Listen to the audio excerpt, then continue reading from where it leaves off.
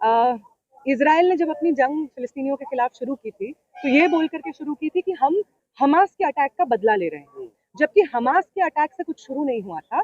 फिलिस्तीनियों के ऊपर इजराइल का दमन 7 दशक पुराना है और धीरे धीरे, और अगर एक बार हम लोग मान भी लें कि मान लीजिए ये हमास के अटैक के बाद हुआ है, तो जैसे जैसे चीजें आगे बढ़ी, समय आगे बढ़ा, हमने देखा कि एक के बाद एक वो जो झूठ सामने रख रहा था इजराइल, वो साबित हुआ कि वो झूठ है। हमने देखा किस तरीके से उसने बोला हमास के टेररिस्ट बेसिस पे अटैक कर रहे हैं, फिर जाकर के रेजिडेंशियल एरियाज में अटैक किया। उन रेजिडेंशियल एरियाज से लोगों को खदेड़ करके रेफ्यूजी कैंप्स भेज दिया गया। रेफ्यूजी कैंप्स जब जनता पहुंची तो उन रेफ्यूजी कैंप्स को बॉम्ब किया गया। उन रेफ्यूजी कैंप्स में जो लोग घायल हुए, जब वो एम्बुलेंसेस में बैठ करके अस्पताल जा रहे थे, उन एम्बुलेंसेस को बॉम्ब किया गया। जब वो अस्पताल पहुंचे तो वहां पे जो पेशेंट्स हैं वो जिंदा जल गए और उन डॉक्टर्स को टारगेट किया गया ताकि कोई भी वहां पे जो घायल लोग हैं उनको ट्रीट ना कर पाए, तो उन डॉक्टरों को भी मारा गया। हमने देखा कि गाजा में आज के समय पे कोई स्कूल बचे ही नहीं है, उन स्कूलों को बॉम्ब किया गया। तो किस तरीके का ये बदला है कि आम जनता पे, स्कूल के बच्चों को, म्यूजियम्स में, यूनिवर्सिटीज को, हॉस्पिटल्स को आप बॉम्ब कर रहे हैं। तो साफ सीधी बात है कि इजराइल जो मासूमियत का ढोंग रचता है वो सिर्फ एक ढोंग है, वो एक झूठ है। हम देख रहे हैं कि किस तरीके से, और यूएस की तो आप बात मत कीजिए, जितनी बार यूएन में ये रेजोल्यूशन पुश होता है कि गाजा का ब्लॉकेड हटाया जाए, यूएन उसको वीटो कर देता है। और इतनी शर्म की बात है, हिंदुस्तान की सरकार उसके साथ खड़ी रहती है। जितनी बार यूएन में रेजोल्यूशन पेश होता है कि सीज फायर हो, यूएस उसको वीटो कर देता है। वो तमाम यूरोपियन नेशंस जो नाजी जर्मनी में अच्छे से जान रहे थे, समझ रहे थे कि यहूदियों के साथ किस तरीके का जनसंहार, नरसंहार चल रहा है, और कुछ नहीं बोल रहे थे। वो जो नरसंहार हुआ है जर्मनी में, वो सिर्फ नाजी जर्मनी और हिटलर के ऊपर नहीं है, वो तमाम यूरोपियन नेशंस के ऊपर है जो जान रहे थे कि कंसंट्रेशन कैंप्स एस्टेब्लिश किए जा रहे हैं, गैस चेम्बर्स एस्टेब्लिश किए जा रहे हैं, और वो इस नरसंहार को होते हुए देख रहे थे। और आज वही देश हम देख रहे हैं फिर से फिलिस्तीनियों के साथ जो नरसंहार हो रहा है, उस वक्त चुप बैठे हुए हैं। तो वो यूरोपियन देश जो इस वक्त फिलिस्तीनियों के साथ खुद को खड़ा नहीं पाते हैं, उन देशों का नाजी जर्मनी का झूठ को एक्सपोज हो जाने के बाद दुहाई देने का कोई मतलब नहीं बनता है, इस प्रण का कोई मतलब नहीं बनता है कि फिर हम इस दुनिया में ऐसा नहीं होने देंगे अगर आज वो फिलिस्तीन की जनता के साथ नहीं खड़े। समझते हैं कि आज के समय पे जो फिलिस्तीन का एक सवाल है, वो सिर्फ उन लोगों का सवाल नहीं है जो पॉलिटिकल लोग हैं, स्टूडेंट एक्टिविस्ट का सवाल सिर्फ नहीं है, देश विदेश में राजनीति करने वाले लोगों का सिर्फ सवाल नहीं है।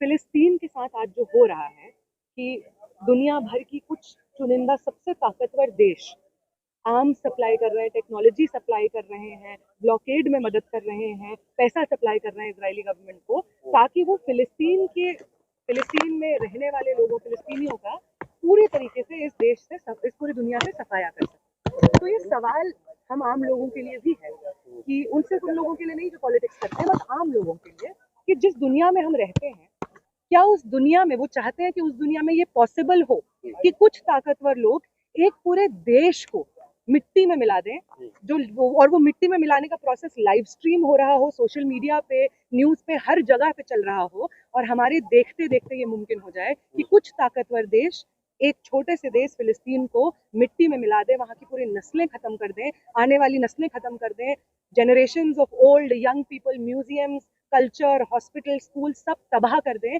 और हम देखते रह जाएं। क्योंकि आज वो फिलिस्तीन हो सकता है, लेकिन कल कोई भी हो सकता है, क्योंकि वो साम्राज्यवाद जो ये चीज मुमकिन बनाता है कि किसी देश की जमीन पर इंक्रोच किया जा सकता है, उसको अपनी जमीन बताई जा सकती है, इस साम्राज्यवाद से तो हम लोग भी बहुत अच्छे से वाकिफ हैं, हिंदुस्तान की जनता भी वाकिफ है। तमाम देशों में जहाँ पे ब्रिटिश साम्राज्यवाद रहा है, फ्रेंच कॉलोनियलिज्म रहा है, स्पेनिश कॉलोनियलिज्म रहा है, वो तमाम देश वाकिफ हैं कि साम्राज्यवाद के अंदर जो शोषण होता है वो कैसा दिखता है। तो आज फिलिस्तीन है, लेकिन अगर इस दुनिया में ऐसा ही होता रहा और हम देखते रहे, इसके खिलाफ आवाज नहीं उठाई हम आम लोगों में, तो जो आगे आने वाला समय होगा, जो दुनिया होगी, वो बहुत अभद्र, बहुत क्रूर, बहुत दर्दनाक होगी।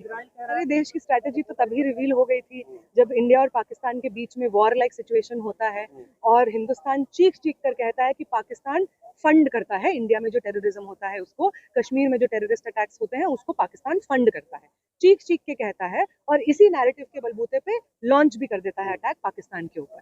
और उसके बाद जो 4 दिन की स्थिति, टेंस सिचुएशन चलता है, उसमें हम देखते हैं कि इंडिया का कोई नैरेटिव का कोई टेकर ही नहीं होता है। कोई ये नहीं कह रहा होता है उस वक्त कि नहीं, हिंदुस्तान ने जो पाकिस्तान के ऊपर अटैक किया वो सही है। कोई नहीं कह रहा होता है कि पाकिस्तान स्टेट मतलब फंड करता है इंडिया में क्रॉस बॉर्डर टेररिज्म को फंड करता है, कोई नहीं कह रहा होता है। उसके उलट हम ये देखते हैं कि पाकिस्तान को सॉलिडारिटी मिल रही होती है, पाकिस्तान के साथ लोग खड़े हो रहे होते हैं। तो ये कैसी विदेश नीति कर रहे हैं भाजपा की सरकार में शाह मोदी कि क्राइसिस के मौके पे हिंदुस्तान के साथ कोई नहीं खड़ा है। ये कैसी फॉरेन पॉलिसी है कि जब हिंदुस्तान को सबसे ज्यादा जरूरत होती है ऐसे टेंस सिचुएशन में, उस सिचुएशन टेररिज्म को काउंटर करने के लिए जैसे संजीदा सवाल पे हिंदुस्तान के साथ कोई खड़े हो इसकी जरूरत होती है, तो हम खुद को अकेला पाते हैं। ये कैसी फॉरेन पॉलिसी है कि डोनाल्ड ट्रंप जिनको अपना दोस्त बताते हैं मोदी, जब जाते हैं अमेरिका तो रैलीज करते हैं डोनाल्ड ट्रंप के फेवर में ताकि उनको वहां पे रह रहे हिंदुस्तानियों का वोट मिल सके। वो डोनाल्ड ट्रंप जब युद्ध विराम के बाद वापस अपने देश जाते हैं, प्रेस कॉन्फ्रेंस में कहते हैं कि हमने तो इंडिया को बोला था कि हम तुम्हारे साथ ट्रेड करना चाहते हैं और अगर तुम चाहते हो हम तुम्हारे साथ ट्रेड करें तो युद्ध विराम कर दो, वरना हम तुम्हारे साथ ट्रेड नहीं करेंगे। मोदी जी के परम मित्र यूएस प्रेसिडेंट ये कह रहे हैं कि हमने ब्लैकमेल किया इंडिया और पाकिस्तान को सीज फायर करने के लिए। ग्लोबल स्टेज पे ह्यूमिलिएशन है।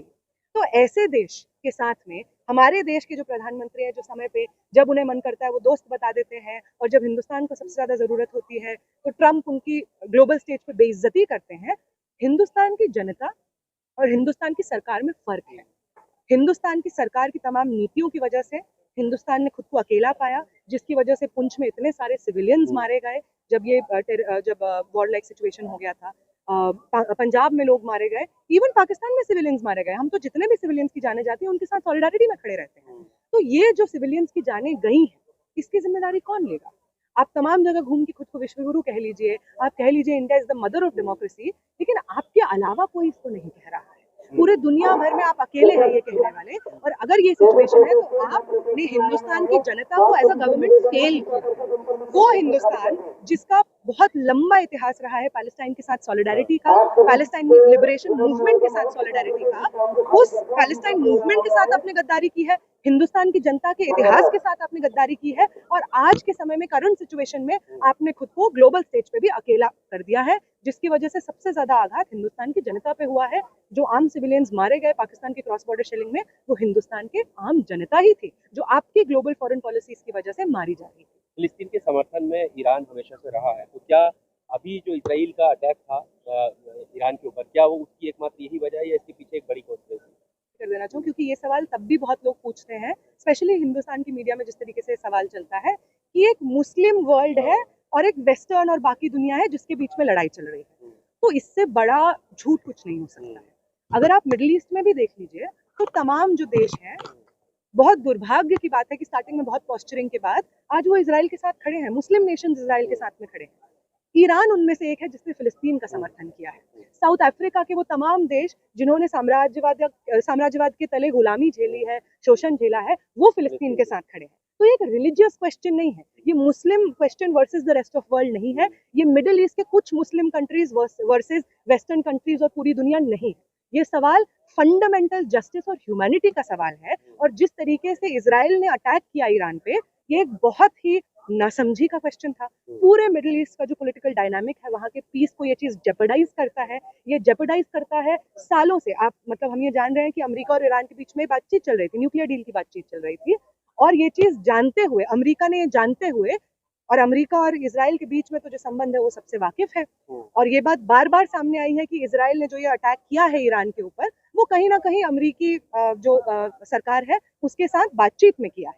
तो जो न्यूक्लियर डील की बातचीत चल रही है उसको फोर्स करने के लिए किया है अमेरिकी सरकार ने, या किसी और वजह से किया है, मिडिल ईस्ट में एक स्ट्रॉन्ग होल्ड पाने की वजह से किया है, इजराइल को मिडिल ईस्ट में अपना नुमाइंदा बनाने की, उसकी मुहिम को मजबूत करने के लिए किया है। ये तमाम रीजंस हो सकते हैं, लेकिन जो एक चीज ये नहीं है वो ये है कि एक Muslim world, Muslim countries versus the rest of the world नहीं है। वो तमाम लोग जो किसी भी धर्म से आते हों, किसी भी कल्चर, किसी भी कौम से आते हों, जिन्हें लगता है कि एक इंसान दूसरे इंसान के साथ क्या बर्ताव कर सके, उसमें एक बेसिक मिनिमम जस्टिस, सौहार्द, मोहब्बत, ये सब चीज होनी चाहिए, उसे आज फिलिस्तीन का भी परचम बुलंद करना। Thank you.